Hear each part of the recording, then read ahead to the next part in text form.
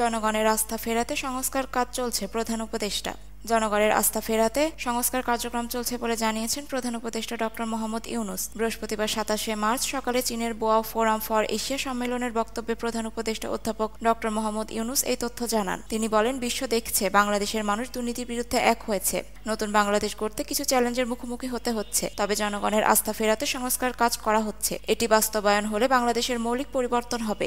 এই সময় জলবায়ু বিরূপ প্রভাবে বৈশ্বিক যে ক্ষতি হচ্ছে তা তুলে ধরেন প্রধান উপদেষ্টা। তিনি বলেন, আমাদের সভ্যতা হুমকির মুখে। জলবায়ুর এই প্রভাব রোখে অনুদান ভিত্তিক অর্থায়নের উপর গুরুত্ব আরোপ করেন প্রধান উপদেষ্টা ডক্টর ইউনূস। তিনি বলেন, জলবায়ু পরিবর্তনের বিরূপ প্রভাব রোধে অনুদান ভিত্তিক অর্থায়ন চায় বাংলাদেশ। রোহিঙ্গা নিজ দেশে সম্মানজনক প্রত্যাবাসনে এশিয়ার দেশগুলোর সঙ্গে কাজ করতে হবে বলেও উল্লেখ করেন প্রধান উপদেষ্টা ডক্টর মোহাম্মদ ইউনূস। 4 দিনের সরকারি সফরে বুধবার 26শে মার্চ প্রধান উপদেষ্টা ডক্টর ইউনূস তার সফরসঙ্গী সহ সাউদার্ন এয়ারলাইন্সের একটি বিশেষ ফ্লাইটে বাংলাদেশের সময় বিকাল 4:15 হাইনানের কিয়ংহাই বোয়াও আন্তর্জাতিক বিমানবন্দরে পৌঁছান। এই সময় চীনে নিযুক্ত বাংলাদেশের রাষ্ট্রদূত মোহাম্মদ নাজমুল ইসলাম এবং হাইনান প্রদেশের ভাইস গভর্নর বিমানবন্দরের প্রধান উপদেষ্টাকে অভ্যর্থনা জানান। বৃহস্পতিবার স্থানীয় সময় দুপুর 2টা খাদ্য ও কৃষি সংস্কার মহাপরিচালক কুদং ইউ প্রধান উপদেষ্টার সঙ্গে সাক্ষাৎ করেন। দ্বিপাক্ষিক বৈঠক হওয়ার কথা রয়েছে অধ্যাপক ইউনূস এবং জাতিসংঘের সাবেক মহাসচিব বান কি মুনের। এরপর 29 মার্চ অধ্যাপক ডক্টর ইউনূস পিকিং বিশ্ববিদ্যালয়ের বক্তৃতা দেবেন এবং বিশ্ববিদ্যালয়টি বাংলাদেশের প্রধান উপদেষ্টাকে সম্মানসূচক ডক্টরেট ডিগ্রি প্রদান করবেন। এছাড়াও তিনি চীনের হাসপাতাল চেইনগুলোর সঙ্গে আলোচনা করবেন, যাতে তারা যৌথ উদ্যোগের মাধ্যমে বাংলাদেশের ব্যবসার সম্ভাবনা অন্বেষণ এবং হাসপাতাল স্থাপনের জন্য উৎসাহিত হয়। 4 দিনের সফর শেষে আগামী 29শে মার্চ প্রধান উপদেষ্টা দেশে ফেরার কথা রয়েছে।